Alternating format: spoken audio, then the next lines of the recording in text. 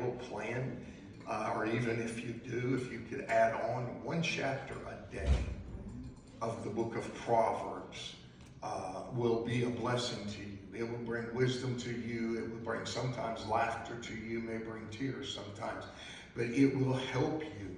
And then when you finish that month, if you start out the first and you finish on the, whether it be the 30th or 31st, there's 31 chapters, so God covered that extra day for us.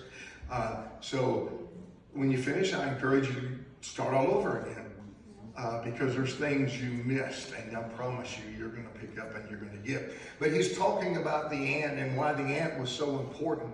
It was very clear that the ant is a feeble folk, but not very strong, but that they go out and they collect their meat in the summer. And what this speaks to us today, and I don't want to re-preach what I've already preached, I just want to catch you up, and maybe those that wasn't here. What that tells us is that they were preparing because winter was coming. In other words, there's coming a day when man's hearts will have to be prepared to meet the Lord. Amen. Okay, I'm glad two of you believe what I'm saying this morning. Thank you. People's hearts will have to be ready to meet the Lord. It talks about us preparing, not waiting for the last, some people really believe there's going to be that last moment. And there may be, I don't know, but I don't know, sometimes I believe that those that are waiting for that last moment may be the ones that don't have that last moment. And I don't know what that looks like. I know they make up this thing about they died instantly.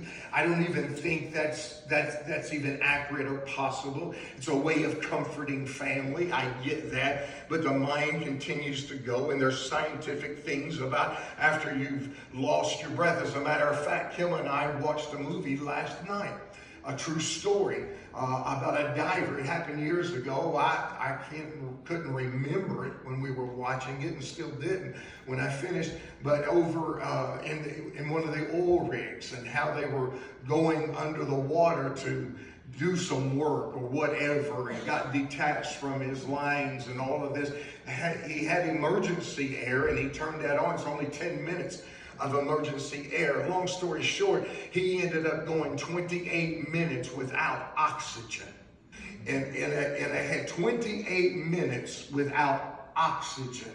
They brought him up. They gave him CPR. He did start breathing, but he was not responsive. And after, I don't know how much time, an hour or whatever it was, the other two guys that was in the vessel were sitting there discouraged and heads down. And all of a sudden, he started waking up and cracking a joke and saying something. After 28 minutes of no oxygen. So don't tell me the brain don't continue to operate even after you've quit breathing. It may not be that long for everybody. They were saying, they came across the screen and said, to this day, scientists and medical experts have cannot explain what happened. I thought, man, I'm not a scientist or a medical expert, and I don't even play one on TV, but I can explain what happened.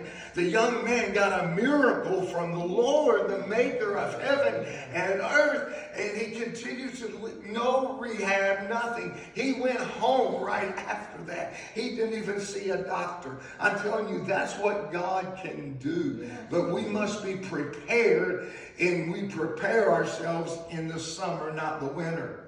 Why? Because the winter brings unexpected things. Christ did say in one place, I come as a thief in the night. We're not going to know when, so we prepare our hearts. The Bible also tells us, and he says, today is the day of salvation. Now is the accepted time. So there's always that urgency for us to make things right. I've got to move on. The second thing was, we talked about the conies, and I told you what they look like. I mean, they're just kind of a cross between a rat and a rabbit. I can't even imagine or fathom that look, but anyway, it is what it is. And the conies were mindful of the aspect that they have no way of protecting themselves. You know, you think of all the animals the Lord gives them, you know, even the porcupine. He's got them crazy needles, you know what I mean? He can stick you with. The skunk, that's another story, but it's a defense mechanism, right? And it can run you out quick. So you've got these animals that a lot of them are able to defend. The conies have nothing. They have no resistance. They're prey to anything. However, the great instinct about them and the mindset about them is they make their home in the rocks. As a matter of fact, they go to the cliff that is kind of hanging over, and they dig back into the rock and they make their homes there. Why? Because nothing can get to them. All their other enemies will not, because of fear or whatever, but they can't get to them. And at that elevation, you know, snakes can't even go that high. Because they can't live in that oxygen. But they have that ability. And so this is a reminder, the conies are a reminder to us that we need to build upon Jesus Christ. And he is what? He is the rock. He is the rock. Amen. He's the rock of everything you need. He's the rock of your salvation. Without the rock of Jesus, there is no salvation. He's the rock of your satisfaction.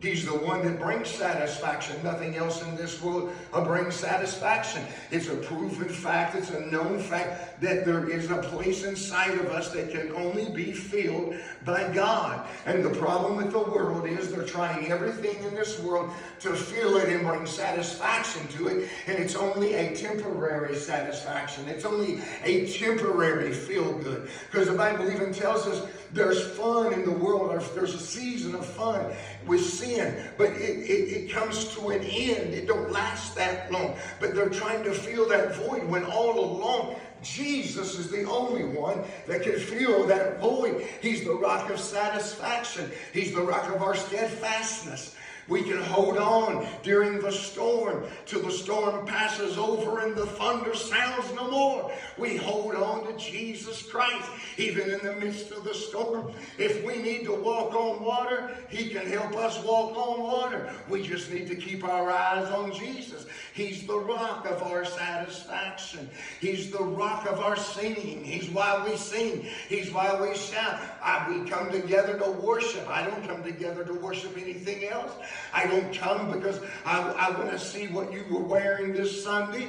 Don't get me wrong, you look nice. You all look nice today. But that's not why I come. I come because I want to worship the King of Kings and the Lord of Lords. Amen. And make his presence known in the world. That's the reason why I deliver a message of hope to a lost and hopeless society and let them know that the love of Jesus will carry us through all our difficult times, all our hard times. Look back on your life. We just sing about his faithfulness. Look back on your life and tell me one time, just one time, church, tell me when God was not faithful to you. When God let you down, when God didn't do what his word said he would do. Give me one example. You won't find one. Why? Because he's the all-faithful God, the rock of my faithfulness, in my rock of my trust is in him. I can trust in him. Amen. Amen. And my trust in him didn't require a signature. Some legal document.